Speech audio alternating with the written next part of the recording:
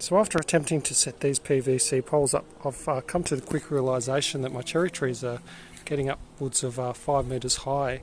I've got a 10 by 10 metre netting, and even if I put it over with a bit of curvature on the top, I'm not going to be able to use my 10 by 10 metre netting to cover both of these cherry trees here.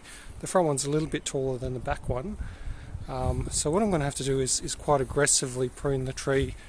And what I've done for that purpose, I've set up a 3 metre tall PVC pot. I'm going to prune quite aggressively around about that height, try and maintain as many cherries as possible, but I'm going to lose quite a few cherries in the process. But if I don't net it, I won't get any cherries because the birds will get them before I do.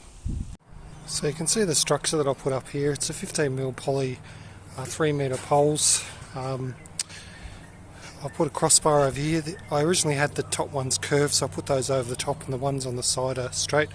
I don't expect these to be structural to hold it up, but I just really need it to guide me to get this netting over. And you can see what I've done. I've just laid out a brand new netting out of the box and laid it across. And I'll put some little catches on the top there just to stop the net sliding off as I try and get it across. So we'll see how we go getting it across the top of the trees.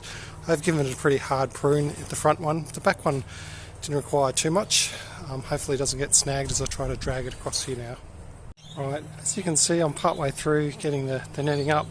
So all I'm really doing is just using this telescopic spiderweb thingamajig and pushing it across. Really quite easy. You've got to make sure that if you get a telescopic pole that it's not sharp on the edge, otherwise it catches on the end. So even a painter's roller or anything like that can do the trick. So excuse the neighbour's whippersnipper in the background. So it was a lot easier than I actually thought. What I have realised though, with the supporting picket fence posts on either side, the net isn't quite big enough to go either side. It's okay long ways. So what I want to do is just pull the top supporting struts off so that I can connect it at the bottom, otherwise it's just not going to quite reach around the bottom to ensure that I can keep all the birds out. Right, there you have it. So I was going to take the poles down, but I thought I might just leave them up to keep the support of the net off the trees a little bit. You can see what I did, I just pulled the netting up and over and disconnected the top and just hooked it back in, so it's jammed in there. Hopefully I don't wreck the net. It might actually rip it over time, so I'm not sure how that's going to work. And then what I've done along the bottom here, when I brought it all up and over, I just tied the bottom in bow ties, double knotted.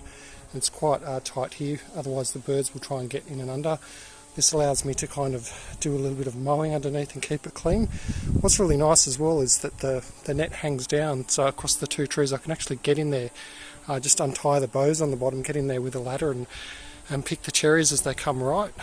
So rather than just having one over the single tree, it's actually going to allow me to get in there in the middle and access the fruit once things ripen up, so looking forward to it.